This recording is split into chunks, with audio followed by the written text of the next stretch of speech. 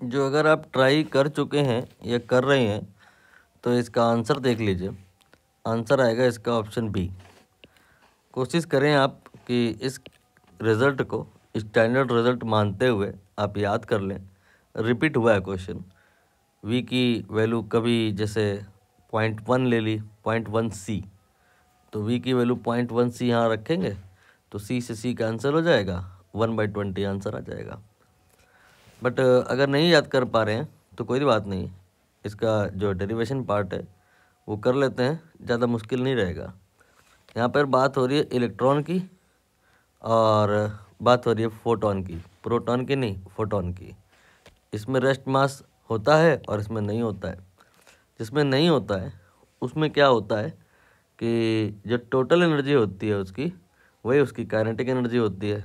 लेकिन जिसमें rest mass होता है उसमें ऐसा नहीं होता है। उसमें टोटल एनर्जी अलग बात है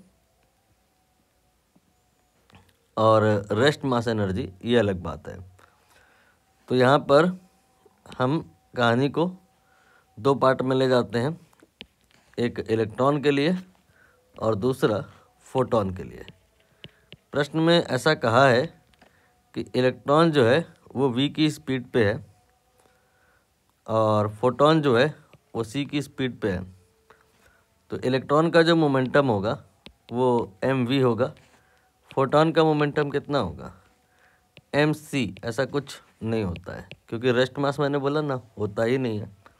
मूविंग मास होता है और मूविंग मास जो भी अगर होता है, अगर हम रखें तो वो यहाँ से p जो आएगा that will be h/λ, right. तो इलेक्ट्रॉन के लिए मोमेंटम निकालना बहुत आसान है, सिंपल मास और वेलोसिटी मल्टीप्लाई कर दो।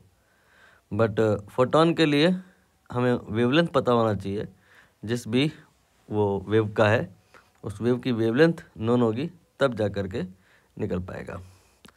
अब इलेक्ट्रॉन का मोमेंटम अगर हमको पता पड़ गया है एनी हाउ, तो हम क्या कर सकते हैं, h/λ कर सकते हैं, सॉरी h/p कर सकते हैं। h/p जब कर देंगे तो यहाँ से जो निकलेगा that will be de Broglie wavelength of electron.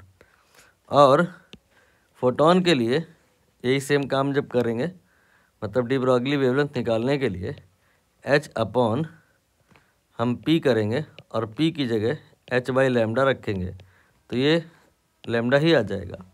दरअसल जो फोटोन होता है वो जिस वेव का पार्ट होता है उसकी जो वेवलेंथ होती है उसी को आप डी ब्रोगली वेवलेंथ भी कह सकते हैं। ये रिज़ल्ट यही चीज़ इंडिकेट कर रहा है।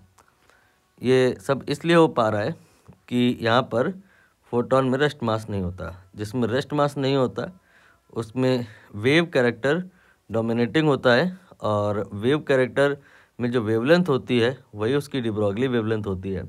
और वहाँ पे जो एनर्जी होती है फोटोन में, total energy only in the form of kinetic energy, rest mass energy नहीं होती है।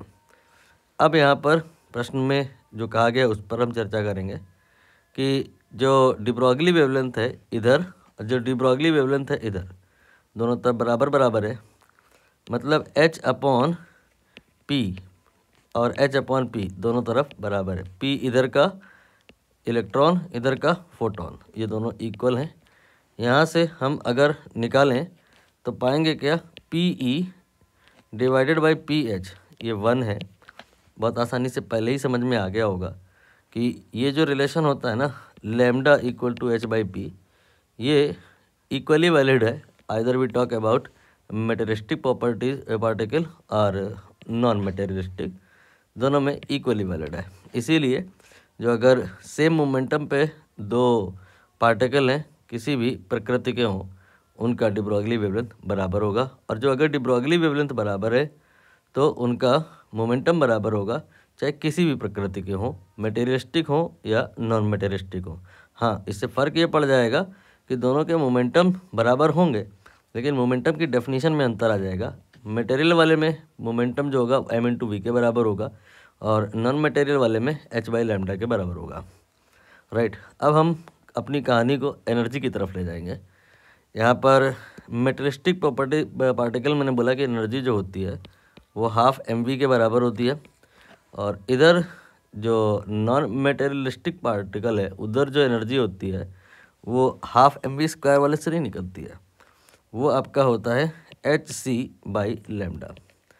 ठीक है, तो यहाँ पर ये एनर्जी, इसे एनर्जी कहना तो गलत होगा, ये आपका जो है हाफ mv², ये टोटल एनर्जी नहीं है, ये काइनेटिक एनर्जी है।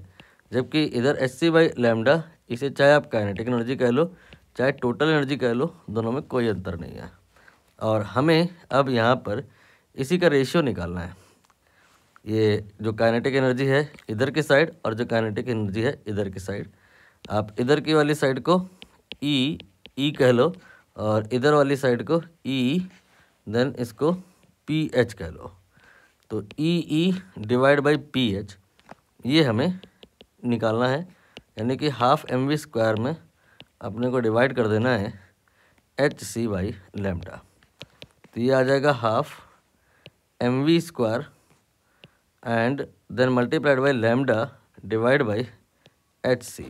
ठीक है, यहाँ पे अब हम थोड़ा सा सिंप्लीफिकेशन करेंगे तो आंसर आएगा, ये जो आपका mv² है इसको आप v × mv लिख लो, और ये जो h और लैम्डा है इसको आप इधर ऐसे लिख लो, और इधर पे जो c रह गया है यहाँ पे लिख लो। अब ये बताओ mv क्या है? m मास ऑफ इलेक्ट्रॉन है, v उसी का वेलोसिटी है, तो ये मोमेंटम हो गया किसका? ये हो गया मोमेंटम किसका? इलेक्ट्रॉन का। ठीक है, इसके बाद ये किसका हो गया मोमेंटम?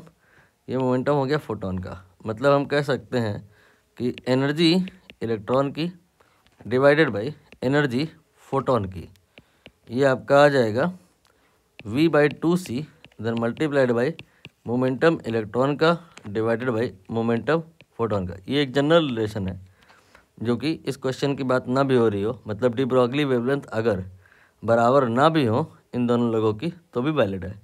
बट अगर डी ब्रॉगली वेवलेंथ इक्वल है, इन दैट केस लैम्डा जो दोनों का होगा वो इक्वल होगा, मोमेंटम जो होगा वो दोनों का इक्वल होगा, और फिर ये कैंसिल हो जाएगा और आप रिलेशन लिखोगे ई divide by EPH will be v/2c।